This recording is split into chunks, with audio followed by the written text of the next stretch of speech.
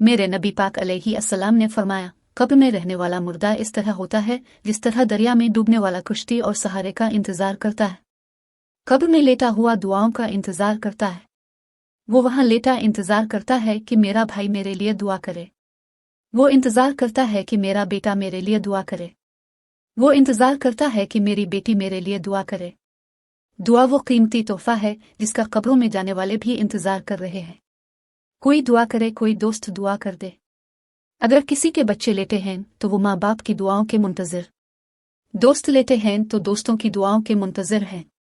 और मेरे नबी करीम अलैहिस्सलाम ने फरमाया, जब तुम दुआ करते हो, जिस तरह दरिया में डूबने वाले के हाथ सहारा आए तो उसे खुशी होती है, कब्र वाले के पास दुआ पहुंचती है तो उसे खुशी होती।